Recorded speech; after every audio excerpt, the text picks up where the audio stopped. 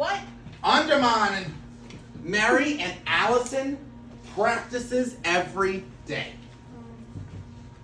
Let's get that on the board. And what you got it on I'm your paper? trying. Not as speedy a writer as some. What did it be practice? You do say, I'll say, I hear Peanut Gallery telling me, it's practice, Miss Kelly. You wrote it wrong. You wrote it wrong. Why? Do y'all agree? Who is practicing? It's more Mary. Mary and Allison. So why aren't they practices? Why are we not going to say practices? It's not singular. It's not singular. But what is singular? Practices is a singular word, right? So we need to put a plural word, as y'all said, with Mary and Allison. So what are they going to do? What are Mary and Allison going to do? If they don't practices. Apostrophe. No. Oh, hold on. We're not.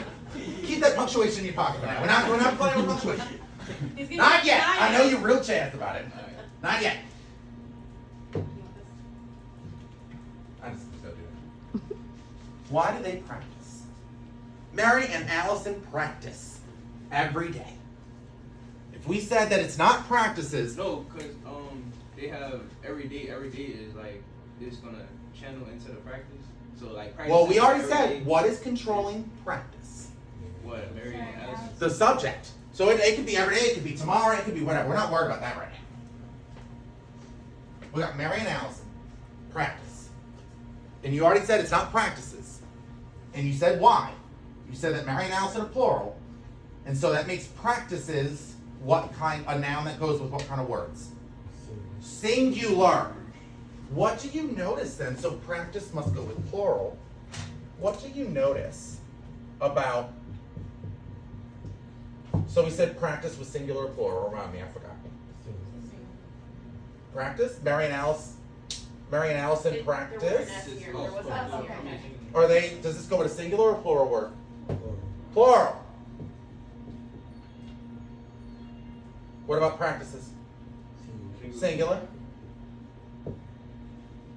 And let's go to nouns, like Mary and Allison, but we're going to simplify it. I always find if we're trying to figure something out, pick an easy noun that can substitute.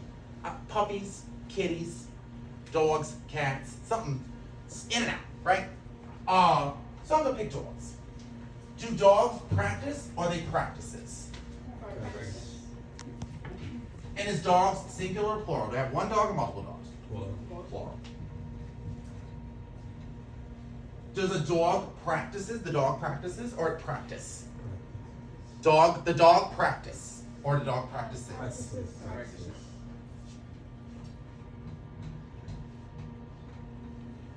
So we've got the plural and the singular. What difference? So what do you notice about, in these very simple examples, singular words versus plural words? In each part, right? Because we've got the action and the thing doing the action. What do we notice about, at least if we use dogs as an example, what do we notice about the singular word dog versus the plural word dog? Dogs. We have an S in the plural word for dog, right? Don't we have that? Oh, not all the time, of course, because English is weird, but for the most part, cats, desks, shoes, right? Girls, huh? I said teachers. Teachers. What a great noun. They're great people. What about our verbs or our action? Is practice singular or plural? Think about what it's paired with. Dogs, meaning it has to be what, plural? But what do we notice about the ending? And what do we notice about the ending of the singular? It's the opposite. It's a really silly little trick to remember it, right? We're often kind of remember as kids, maybe, that singular nouns, no S, plural, yes. Verbs are all sometimes or usually the opposite. It's an easy little trick to remember. Do we want to try it out? Yeah?